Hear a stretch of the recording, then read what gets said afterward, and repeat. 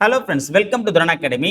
நம்ம இன்னைக்கு இந்த வீடியோ பதிவில் என்ன தகவல் பற்றி பார்க்க போகிறோம் அப்படின்னா, மேக்ஸ் டாபிக் வைஸ் நம்ம கிளாஸஸ் கண்டக்ட் பண்ணிட்டு இருக்கோம். ஓகேங்களா? ஸோ அதுக்குண்டான டெலகிராம் சேனல் லிங்க்கையும் நம்ம கிரியேட் பண்ணியிருக்கோம். அதே மாதிரி டாபிக் வைஸ் வீடியோ கிளாஸ் போடக்கூடிய ஒரு பிளேலிஸ்ட்டுமே நம்ம கிரியேட் பண்ணியிருக்கோம். ஓகேவா? இது ரெண்டுத்துடைய லிங்க்கும் நான் டிஸ்கிரிப்ஷன் கொடுக்குறேன், பார்த்துக்கோங்க. நம்ம இந்த டாபிக் வைஸில் ஃபர்ஸ்ட் என்ன டாபிக் பார்த்துருக்கோம் அப்படின்னா எல்சிஎம் அண்ட் ஹெச்சிஎஃப். ஓகேவா? இதில் ஆல்ரெடி மாடல் 1க்கு உண்டான வீடியோ கிளாஸ் ஆல்ரெடி நம்ம போட்டாச்சு. இந்த வீடியோ பதிவில் மாடல் 2க்கு உண்டான கிளாஸஸ் நம்ம பார்க்க போகிறோம். ஓகேவா? கிளாஸ் ஒரு ½ hour இருக்கும். சும்மா வீடியோ பார்க்கறதுனால எந்த பலனும் கிடையாது. ஒரு நோட்டு பென் எடுத்துட்டு இந்த கொஷின்ஸ் அண்ட் ஆன்சர் பார்த்தீங்கன்னா ப்ராக்டிஸ் பண்ணி பாருங்க, ரொம்ப யூஸ்ஃபுல்லாக இருக்கும். சரிங்களா? ஓகே, ஃபர்ஸ்ட் பார்த்தீங்கன்னா வீடியோஸ் நான் சொல்லக்கூடிய விஷயத்தை கவனிச்சுட்டு அதுக்கப்புறம் பாஸ் பண்ணி வச்சுட்டு அதுக்கப்புறம் அந்த வீடியோ நீங்கள் மேக்ஸிமம் போட்டுட்டு பார்த்தீங்கன்னா ரொம்ப ஈஸியாக இருக்கும். ஓகேங்களா? இது ஒரு பெஸ்ட்டான ஒரு மெத்தடாக இருக்கலாம். ஓகேவா? இதில் பார்த்தீங்கன்னா எந்த மாதிரி நீங்கள் நோட்ஸ் எடுக்கலாம் அப்படின்னு பார்த்தீங்க அப்படின்னா, இப்போ நான் இப்போ இந்த டிஸ்பிளே கொடுத்துருக்கேன் அப்படின்னா, இதை ஃபஸ்ட்டு பார்த்தீங்கன்னா ஒரு கணக்கு நீங்கள் பார்க்க போகிறீங்க அப்படின்னா கொஷினோடு இருக்குது அப்படின்னா அந்த கொஷினை பாஸ் பண்ணிவிட்டு ஃபஸ்ட்டு கொஷினை எழுதிருங்க. இந்த வீடியோ பாஸ் பண்ணிட்டு அந்த கொஷின் எழுதிருங்க. எழுதிட்டு அதுக்கப்புறம் வீடியோ திரும்ப ப்ளே பண்ணி நான் அந்த கணக்கு எப்படி போடுறன்றத பாருங்கள். அடுத்த கணக்கு போகிறதுக்கு முன்னாடி திரும்ப அதை பாஸ் பண்ணி வச்சுட்டு திரும்ப அந்த கணக்கு அப்படியே நோட்டில் போட்டு எழுதுங்க. சில பேர் என்ன பண்ணாங்கன்னா ரொம்ப அதிமேதாவே நினச்சிக்கிட்டு இதை ஸ்க்ரீன்ஷாட் எடுத்துப்பாங்க.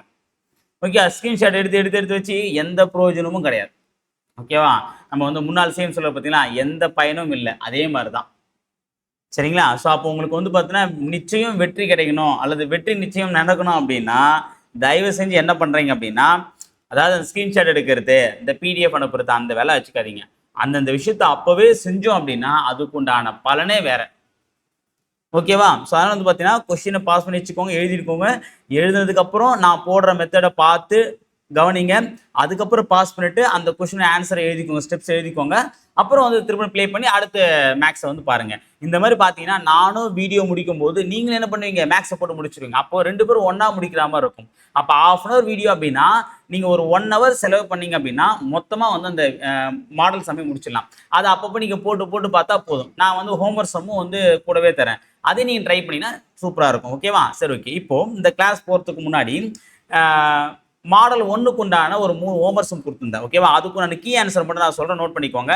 இது கரெக்டாக இருக்கான்னு செக் பண்ணிட்டு வசதியாக இருக்கும். ஓகேவா? இப்போ மாடல் 1 நம்ம 3 சம்ஸ் கொடுத்துருந்தோமோ அதில் ஃபர்ஸ்ட் சம் என்ன கொடுத்துருக்கோம் அப்படின்னா 5, 6, 8, 9 மற்றும் 12 ஆகியவற்றின் மீசிமானா எல்சிஎம் கேட்டிருக்கேன். ஓகேவா? இதுக்கு நான் எல்சிஎம் என்னன்னு பார்த்தீங்கன்னா ஆன்சர் 360. ஓகே, ஆன்சர் அது 360. சரிங்களா? அடுத்து ரெண்டாவது கொஸ்டின் என்ன, 90, 150, 225 இவர்களின் மீப்பெரு பொது காரணி அப்படின்னும் போது அதாவது ஹையஸ்ட் காமன் ஃபேக்டர், அதாவது HCF கேட்குறாங்க. அப்போ இவனை HCF ஆன்சர்னு பார்த்தீங்கன்னா ஆன்சர் ஆப்ஷன் ஏ 15. மூன்றாவது என்ன கொடுத்துருக்கேன் அப்படின்னா மீப்போவா, இந்த பின் எண்களுக்கு உண்டான HCF கேட்டிருக்கேன். ஓகேவா? அப்போ HCF போது இதுக்கான ஆன்சர் என்ன அப்படின்னா ஆன்சர் ஆப்ஷன் பி 2/81. ஓகேங்களா? இது நம்ம ஈஸியாக பார்த்தீங்கன்னா கணக்கு போடாமே கூட போடலாம். சரியா? ஓகே, ஆன்சர் பார்த்தாச்சு. இப்போ நம்ம அடுத்த கொஸ்டின் பார்ப்போம். இப்போ நம்ம மாடல் நம்பர் 2ல ஒரு 5 சம்ஸ் பார்க்க போகிறோம். ஃபர்ஸ்ட் சம் பார்க்கலாம். 1.08, 0.36, 0.9 ஆகிய 3 எண்களின் மீசிமா மற்றும் மீப்போவா காண்க. ஓகே, நம்ம ஃபர்ஸ்ட் பார்த்தீங்கன்னா மாடலில் பின்ன எண்கள் பார்த்தோம். அதே மாதிரி சாதாரண எண்களுடைய எல்சிஎம் கேட்டால் என்ன பண்ணுறதுன்னு பார்த்துருந்தோம். இந்த கணக்கில் என்ன அப்படின்னா தசம எண்கள், இந்த டெசிமல் நம்பருக்கு உண்டான எல்சிஎம் அண்ட் HCF மெத்தடை பார்க்க போகிறோம். ஓகேவா? ஆக்சுவலாக நம்ம பார்த்தீங்கன்னா புள்ளி வச்ச கணக்குனாலே நமக்கு ஒரு டேஞ்சர் தான். அந்த பாயிண்ட்ல வரும்போது எத்தனை ஸ்தானத்தில் புள்ளி வைக்கிறது, எந்த இடத்துல புள்ளி வைக்கிறது, சம்டைம்ஸ் புள்ளியே வைக்காம போயிடும். ஓகேவா? புள்ளி வச்ச கோலம் போகிறத விட ரொம்ப கஷ்டமானது புள்ளி வச்ச கணக்கு போடுறது. ஓகேவா? ஸோ அப்படின்னும் போது இந்த புள்ளியை நம்ம ஃபர்ஸ்ட் தூக்கணும். அந்த புள்ளியை தூக்கத்தில் நீங்கள் பெரும் புள்ளியாக இருந்தீங்க அப்படின்னா உங்களை வீழ்த்த இங்கே யாருமே இல்லை. சரிங்களா? சரி, ஓகே. அப்போ இந்த மாதிரி கொடுக்கும்போது ஃபர்ஸ்ட் என்னன்னா 1.08, அப்புறம் 0.36, அதுக்கப்புறம் 0.9. ஓகேவா? இந்த 3 எண்கள் தான் கொடுத்துருக்காங்க. இந்த மாதிரி புள்ளி வைத்த எண்கள் கொடுக்கும்போது மொத்தமாக எத்தனை ஸ்தானம் தள்ளி புள்ளி கொடுத்துருக்காங்க, அதே மாதிரி அதிகபட்சம் எத்தனை ஸ்தானம் தள்ளி புள்ளி குத்திருக்காங்கன்றதை நம்ம பார்க்கணும். ஓகேவா? இங்கே பாருங்க, ஒரு ஸ்தானம் தள்ளி புள்ளி குத்திருக்காங்க. இங்கே 2 ஸ்தானம், இங்கே 2 ஸ்தானம். ஓகே, ஒரு ஸ்தானம் அப்படின்னா அதை நம்ம 10ஆல் பெருக்கும்போது அந்த புள்ளி ஆட்டோமேட்டிக்காக கேன்சல் ஆகிடும். 2 ஸ்தானம் 100ஆல் பெருக்கும்போது கேன்சல் ஆகிடும். 3 ஸ்தானம் பார்த்தீங்கன்னா அதுவும் 1000ஆல் பெருக்கும்போது கிளியர் ஆகிடும். 4 ஸ்தானம்னா 10,000. ஓகேவா? அப்போ ஸ்தானத்தை பொறுத்து தான் நம்ம எந்த நம்பரோட பெருக்கணுன்றது இருக்கு. ஓகேவா? ஸோ அப்போ அதிகபட்சம் இங்கே எத்தனை ஸ்தானம் தள்ளி புள்ளி குத்திருக்காங்க, 2 ஸ்தானம். அப்போ நம்ம என்ன பண்ணோம் அப்படின்னா அந்த 2 ஸ்தானம் அப்படின்னும் போது 100ஆல பெருக்கணும் அந்த நம்பரை. ஓகேவா? இங்க 2 ஸ்தானம், அப்போ 100ஆல பெருக்கணும். இங்கே 2 ஸ்தானம் 100ஆல பெருக்கணும். ஓகேவா? இங்க ஒரு ஸ்தானம், அப்ப 10ஆல பெருக்க முடியாது, தப்பு. எல்லாத்தையும் நம்ம பொதுவான எண்ணால தான் பெருக்கணுமே தவிர அப்பதான் கணக்கு கரெக்டா வரும். இல்லைன்னா ஆன்சர் மாறி மாறி வரும். ஓகேவா? அப்ப அதிகபட்சம் எத்தனை ஸ்தானம் வருதோ, இப்போ 3 ஸ்தானம் 1000ஆல தான் எல்லா நம்பரும் பெருக்கணும். இப்போ அதிகபட்சமே ஒரு ஸ்தானம் தான் வருதுன்னா எல்லாத்தையும் 10ஆல பெருக்கணும். ஓகேவா? இப்போ வந்து ஒரு ஒரு கணக்கு வந்து இப்போ நான் இங்கே இன்னொரு கணக்கு கொடுக்குறேன், 4ன்னு கொடுக்குறேன்.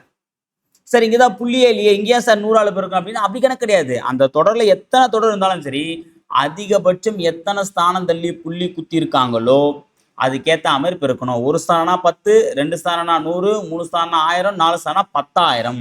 அப்போ 10,000 எடுத்து என்ன பண்ணோம், எல்லா எண்களுக்குமே அந்த எண்கள் மொத்தம் 5 நம்பர் இருக்குன்னா 5 நம்பரையும் நம்ம என்ன பண்ணோம், 10ஆல பெருக்கணும். இதை ஞாபகம் வச்சுக்கோங்க. ஓகேவா? அப்போ என்ன பண்ணோம், இதையும் நம்ம 100ஆல தான் பெருக்கணும். அப்போ 100ஆல பெருக்கினா என்ன ஆகுனா, இந்த 1.08ன்றது 108 ஆகிடும். இந்த 0.36ன்றது 36 ஆகிடும். இந்த 9ன்றது ஒரு ஸ்தானம் தள்ளினா 9, 0.9ன்றது இங்கே அப்போ 10ஆல பெருக்குனா 9 ஆகும், 100ஆல பெருக்குனா 90 மாறிடும். ஓகேவா? அப்போ ஃபர்ஸ்ட் என்ன பண்ணலாம் அப்படின்னா, இந்த 108, 36, 90 இது மூணுத்துக்கு உண்டான HCF கண்டுபிடிக்கலாம். ஏன்னா LCM SCF தான் நம்ம வந்து கண்டுபிடிக்கிறோம். ஓகேவா? அப்போ ரெண்டுத்தையும் நம்ம வந்து ஒன்னாவே கண்டுபிடிச்சலாம்.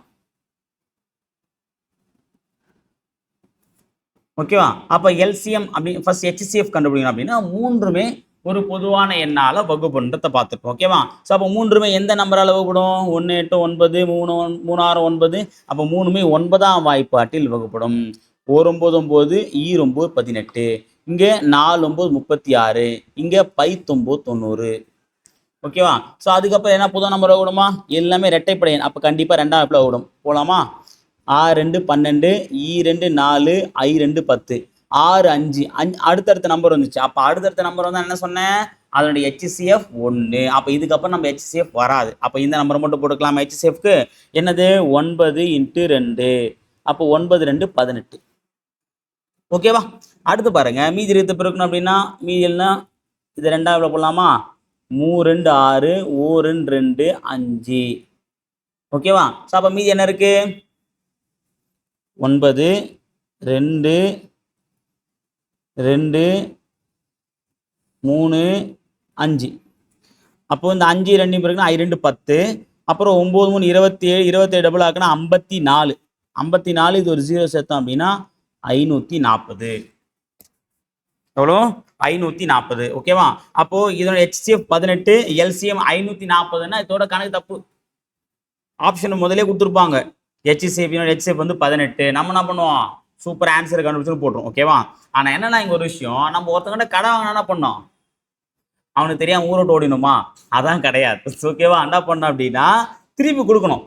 நம்ம இங்கே பாருங்க, 100ஆல பெருக்கணுமா அந்த புள்ளி வச்ச எண்கள். ஏன்னா இப்போ நம்ம கண்டுபிடிச்சிருக்க இந்த 18, 540, 108, 36, 90 இதனுடைய LCM HCF தான். ஆனால் நமக்கு என்ன தேவை, 1.08, 0.36, 0.9 இதனுடைய LCM HCF தேவை. அப்போ நம்ம என்ன பண்ணோம், அதை புள்ளி எடுக்கிறதுக்கு 100ஆல பெருக்கணுமா, இப்போ புள்ளியை வைக்கிறதுக்கு எதால பெருக்கணுமோ அதாலே வகுத்தணும். எதால பெருக்கணும், 100ஆல, அதாலே வகுத்துங்க. வகுத்து என்ன வரும், இங்கே 2 0 இருக்குன்னா 2 ஸ்தானம் தள்ளி புள்ளி குத்தணும், அவ்வளோதான். ஓகே? அங்கே புள்ளி எடுத்தோமா, புள்ளி எடுக்க 100ஆல பெருக்கணும், புள்ளி வைக்க வகுக்கணும். அப்போ 0.18. இங்கே என்ன வரும், 5.4. ஓகேவா? அப்போ கேன்சல் பார்த்தீங்கன்னா 0.18. இன்னொன்று வந்து பார்த்தீங்கன்னா அது 5.4. இதான் இதுக்கு உண்டான ஆன்சர். ஓகேங்களா? அவ்வளோதான்பா. அடுத்து கொஸ்டின் நம்பர் பார்க்கலாமா? அதாவது 144 ரூட் ஏ மற்றும் 120A ஆகியவற்றின் மீசிமா மற்றும் மீப்போவா காண்க. ஓகேவா? இது ஒரு சாதாரண எண். ஆனால் என்ன, அதில் ஒரு ரூட் கொடுத்துருக்காங்க. அப்போ ரூட் கொடுக்கும்போது நம்ம எப்படி போடணும், எந்த ரூட்டை ஃபாலோ பண்ணுறதை நம்ம வந்து பார்க்கணும். ஓகேவா? என்ன நம்பர் கொடுத்துருக்காங்க, 144 ரூட் ஏ அண்டு 120A. ஓகேவா? இப்போ என்ன பண்ணலாம், ஃபர்ஸ்ட் நம்ம இந்த ஏ ரூட் ஏ விட்டுருவோம். முதல்ல இந்த எண்ணுக்கு உண்டான LCM HCF பார்ப்போம். ஓகேவா?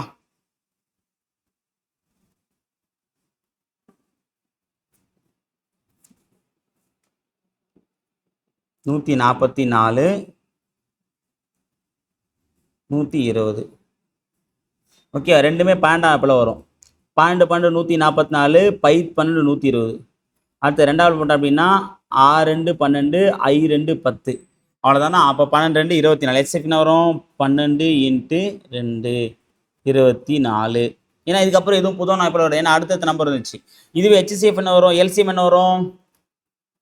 12 × 2 × 6 × 5. ஓகேவா? அப்போ என்ன வரும்? 6 5 I 2 10, 6 12 72. அப்போது 720.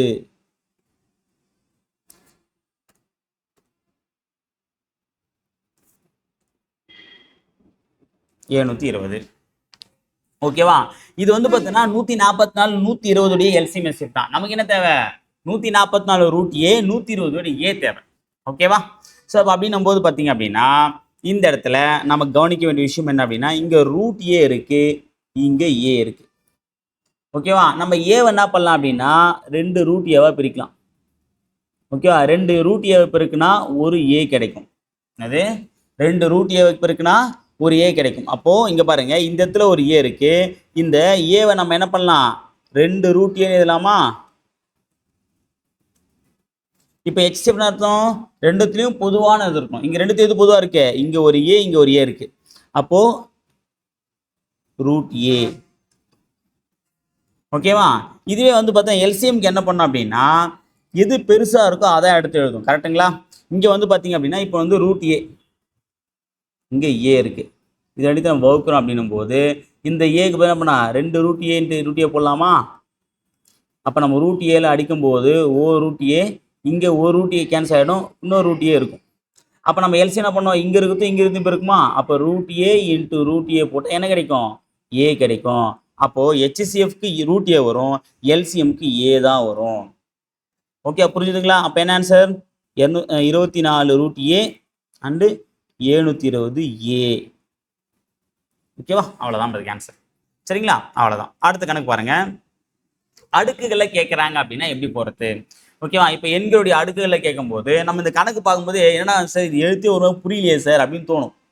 ஓகேங்களா? ஆனால் என்ன அப்படின்னா இந்த கணக்கு மற்ற எல்லா எல்சிஎம்லேயே ரொம்ப ஈஸியான கணக்குன்னா எதை சொல்லலாம்னா இதை சொல்லலாம். எல்சிஎம்ல ரொம்ப ஈஸியான கணக்குனா நம்ம தாராளமாக இதை சொல்லலாம். ஓகேவா? ஸோ அதில் ஈஸியான ஒரு கணக்கு தான். இது எப்படி போடுறதுன்னு பாருங்கள். ஓகேவா? என்னன்னா இங்கே ஒரு எண்ணை வந்து அவங்களே காரணிப்படுத்தி கொடுத்துருக்காங்க. இப்போ எக்ஸாம்பிள் இந்த 4ன்ற ஒரு எண்ணை நான் எப்படி எழுதலாம்னா 2 ஸ்கொயர்னு எழுதலாம். 4 எப்படி எழுதலாம்? 2 ஸ்கொயர் எழுதலாம். அதே மாதிரி தான் இங்கே என்ன பண்ணீங்கன்னா இது ஒரு எண், அந்த ஒரு எண்ணை காரணிப்படுத்திருக்காங்க. இது ஒரு எண், அதை காரணிப்படுத்திருக்காங்க. இங்கே ஒரு எண், 3 எண்ணை காரணிப்படுத்திருக்காங்க. ஓகே, இந்த 3 எண்ணை நம்ம பிரித்து பார்த்தோம்னா இதுக்கு ஆன்சரை ஈஸியாக போட்டுடலாம். ஓகேவா? ஸோ இந்த மாதிரி கேட்கும்போது இதுக்கு எல்சிஎம்மும் HCFும் எப்படி கண்டுபிடிக்கின்றது தான் பார்க்க போகிறோம். ஓகே, ஃபர்ஸ்ட் எல்சிஎம் என்ன பண்ணுங்க அப்படின்னா அடிமானம் மேலே இருக்கும்போது அடுக்குகளில் எது பெருசாக இருக்கோ அதான் அதனுடைய எல்சிஎம். ஓகேவா? இங்கே பாருங்க, இங்கே 2 அடுக்கு 3 இருக்கு. ஓகே, இங்கே என்ன இருக்கு? 2 அடுக்கு 2, இங்கே 2 அடுக்கு 1 இருக்கு.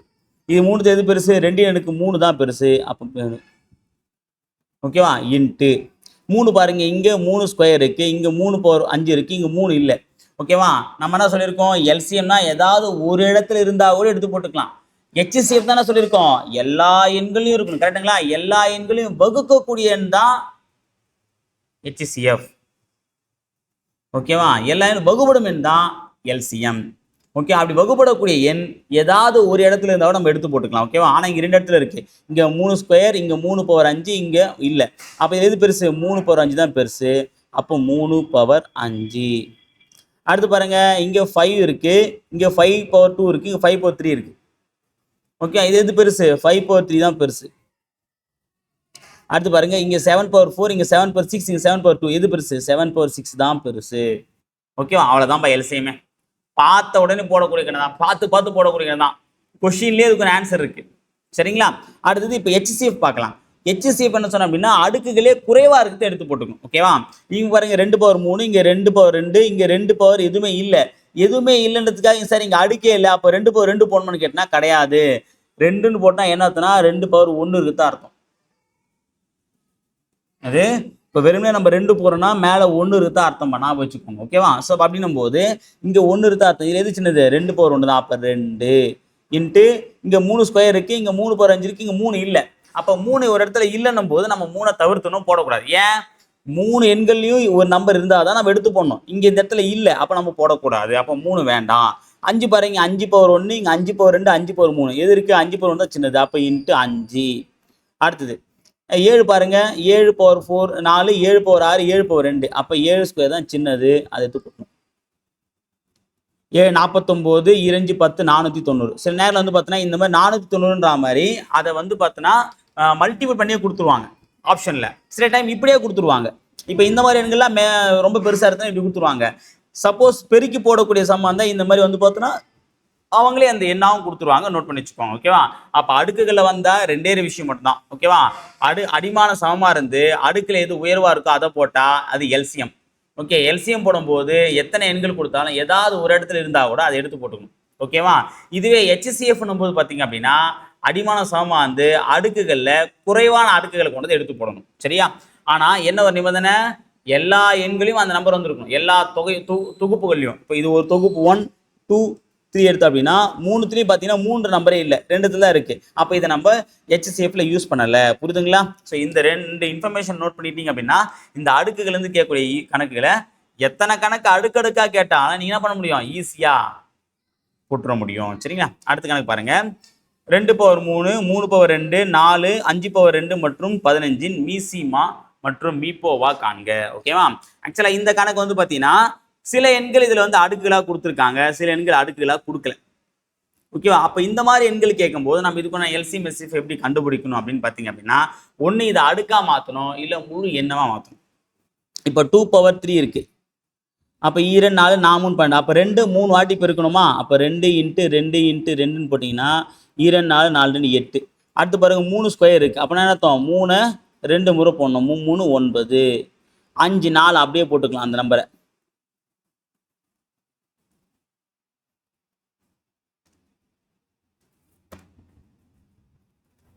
அடுத்து பாருங்க 5 ஸ்கொயர்.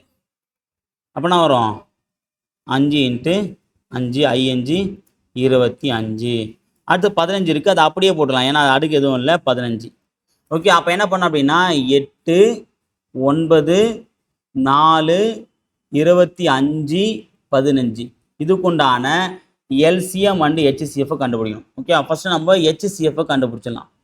ஓகே, அப்போ ஹெச்சிஎஃப் வந்து பார்த்தீங்கன்னா பார்த்த உடனே தெரியுது 8 9 அடுத்தடுத்த எண். அடுத்தடுத்த எண் வந்தால் நான் என்ன சொல்லியிருக்கேன்? அந்த எண்ணில் எவ்வளோ எண் ஒன்றா இருக்கட்டும் அதனுடைய ஹெச்சிஎஃப் என்னது? 1. கண்ணை முடின்னு போடலாம். ஓகேவா? தப்பாக போட்டுரும் அப்படின்னா கண்ணை திறந்து கூட போடலாம். ஓகே, நீங்கள் கண்ணை மூடினா போடுங்க, கண்ணை திறந்துனா போடுங்க, ஆனால் 1ன்றத கரெக்டாக போடுங்க. சரியா?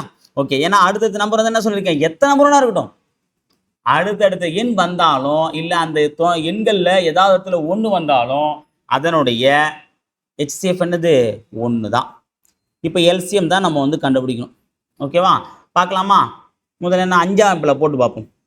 3ஆம் போடலாமா? 5ஆம் போடுமே. இப்போ 8 வகுப்படாது, அப்படியே இருக்குங்க. 9 வகுப்படாது, 4 வகுப்படாது. 5 25, 5 25, இது 3 5 5. இப்போ நம்ம 3ஆம் போட்டோம் அப்படின்னா 8 அப்படியே இருக்கும். 3 9 4 5 1 3 3. திரும்ப வந்து பார்த்தீங்கன்னா 4ஆம் போட்டோம் அப்படின்னா 4 8 3 1 4 4 5. இது அப்போ நம்ம எதுவுமே என்ன பண்ண முடியாது, பெருக்க முடியாது. அப்படி நம்ம என்ன பண்ணோம்? இருக்கும் நம்பர் எழுத வேண்டியதான். 5 3 4 2 3 5. ஓகேவா? இந்த 5 2 பெருக்கலாமா? இந்த 5 4 பெருக்குனா 20.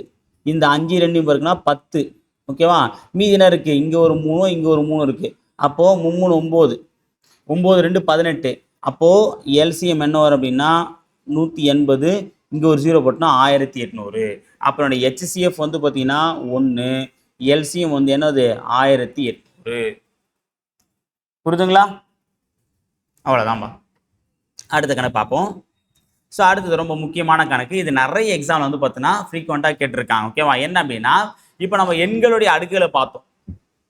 ஓகே, இங்கே என்ன பண்ண எண்ணும் கொடுத்துருக்காங்க, அதோட வந்து பார்த்தீங்கன்னா சில லெட்டர்ஸும் சேர்த்து கொடுத்துருக்காங்க, நம்பர்ஸும் இருக்கு, லெட்டர்ஸும் இருக்கு. இந்த மாதிரி கேட்கும் போது நம்ம எப்படி போடணும்? ஓகே, என்ன கொடுத்துருக்காங்க பாருங்க, 35 x power 5 y cube z power 4 into 49 x power 3 y z cube 14 x y square z square. இதனுடைய எல்சிஎம் மற்றும் எஸ்சிஎஃப் கேட்குறாங்க. ஓகேவா? ஸோ அப்போ நம்ம ஃபர்ஸ்ட் ஹெச்சிஎஃப், இங்கே எல்சிஎம் பார்க்கலாமா? ஓகே, இதில் பார்த்தீங்க அப்படின்னா ஃபஸ்ட்டு என்னென்ன எண்கள் இருக்குது? இங்கே 35, இங்கே 49, இங்கே 14.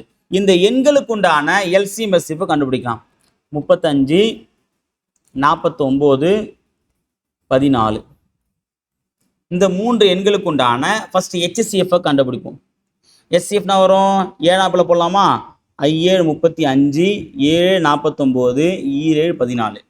5 7 2 மூன்றுமே பகா எண்கள் தான். அப்போ சொல்லவே தேவையில்லை, இதுக்கு ஹெச்சிஎஃப் இதுக்கு மேலே கிடைக்காது, ஒன்று தான் வரும். அப்போ ஹெச்சிஎஃப் என்னது? 7. இதை மேலும் பிரிக்கலாமா? 2 10, 7 49, 490. இதுதான் இதனுடைய எல்சிஎம், 490. அப்படியே பெருக்கி போட போகிறோம். ஓகேவா? அடுத்தது இப்போ இருக்கக்கூடிய எண்களை எழுத்துக்களை பார்க்கும்போது நான் சொல்லியிருக்கேன், மூன்றுத்தையும் பொதுவாக இருக்கான்றத ஃபர்ஸ்ட் பார்த்துக்கணும். அடிமானத்தை பார்த்துட்டு அடுக்குகளை அதிகமாக இருக்கிறது எல்சிஎம், அடுக்குகளை கம்மியாக இருக்குது ஹெச்சிஎஃப். அவ்வளோதான். இப்போ எக்ஸ் பாருங்க, X power 5, X power 3 X. இதில் கம்மியாக இருக்குது எக்ஸ், அது ஹெச்சிஎஃப்க்கு போட்டுக்கோங்க. எக்ஸில் அதிகமாக இருக்குது எக்ஸ் பவர் 5, அதை எல்சிஎம்ல போட்டுக்கோங்க. அடுத்து பாருங்க, ஒயில் நோட் பண்ணும்போது ஒய் கியூப் ஒய் ஸ்கொயர். இதில் அதிகமானது ஒய் கியூப், கம்மியானது ஒய். அடுத்து பாருங்க, இசட் பாருங்க, இங்கே Z power 4 Z cube Z square. இதில் கம்மியானது இசட் ஸ்கொயரு, அதிகமானது இசட் பவர் 4. ஓகேவா? ஸோ அவ்வளோதான்பா. ஸோ இதுக்கு ஆன்சர் வந்து பார்த்தீங்க அப்படின்னா என்னது? எஸ்ஏஃப் நம்பர் 7xy z ஸ்கொயர். இதுவே எல்சி நம்பர் பார்த்தீங்கன்னா 490 x power 5 y cube z power 4. அவ்வளோதான்பா. ஓகே, பார்க்கணும் பெரிய கணக்கு மாதிரி இருந்திருக்கும், ஆனால் ரொம்ப சப்பையாக நம்ம வந்து பார்த்தீங்கன்னா இந்த கணக்கை முடிச்சுட்ருக்கோம். சரிங்களா? ஓகேப்பா. அடுத்தது ஸோ வந்து பார்த்தீங்கன்னா இந்த இதில் வந்து பார்த்தீங்கன்னா நம்ம கணக்கை வந்து பார்த்துட்டோம். இந்த மாடல் 2ல் பார்த்த கணக்கு எல்லாமே ரொம்ப ரொம்ப முக்கியமான கணக்கு. ரீசெண்டாக எக்ஸாமில் வந்து நிறைய எக்ஸாமில் கேட்டிருக்காங்க. ஸோ இதுக்குண்டான வந்து பார்த்தீங்கன்னா அடுத்த சம்ஸ் பார்க்கறதுக்கு முன்னாடி, அடுத்த கிளாஸ் போகிறதுக்கு முன்னாடி இதுக்கான ஹோம்ஒர்க் சம்ஸ் வந்து ஒரு 3 கொடுத்துருக்கேன். சரிங்களா? அதாவது அந்த 3 மாடலையும் சேர்த்தா மாதிரி ஒரு 3 சம்ஸ் வந்து கொடுத்துருக்கேன். ஓகேவா? இந்த புள்ளி டெசிமல் நம்பர் வச்சு போடுற மாதிரியும், அடுக்குகளில் வந்து பார்த்தீங்கன்னா பியூராக நம்பர் வச்சு போடுற மாதிரியும், நம்பரும் லெட்டர்ஸும் கலந்தா மாதிரி உங்களுக்கு வந்து பார்த்தீங்கன்னா 3 ஹோம்ஒர்க்ஸும் போட்டிருக்கேன். இந்த 3த்தில் எவ்வளோ போட்டிருக்கீங்க, இதுக்கு உண்டான ஆன்சரை ஓகேவா கீழே கமெண்ட்டை வந்து தெரியப்படுத்துங்க. சரிங்களா? ஓகே ஃப்ரெண்ட்ஸ், ஸோ கமெண்ட்டில் தெரியப்படுத்துங்க இந்த வீடியோ எப்படி இருக்குன்றத சொல்லுங்கள். ஓகே, உங்களுக்கு ஏதாவது டவுட் இருக்குது அப்படின்னாலும் அதையும் கமெண்ட் மூலமாக தெரியப்படுத்துங்க. ஓகேவா? வேறொரு முக்கியத்தோட அடுத்த வீடியோ கிளாஸில் உங்களை நான் ஒரு புதிய ஸ்டெப்போட சந்திக்கிறேன். அதுவரை உங்களிடமிருந்து விடைபெறுவது நான் உங்கள் அருள். தேங்க்யூ.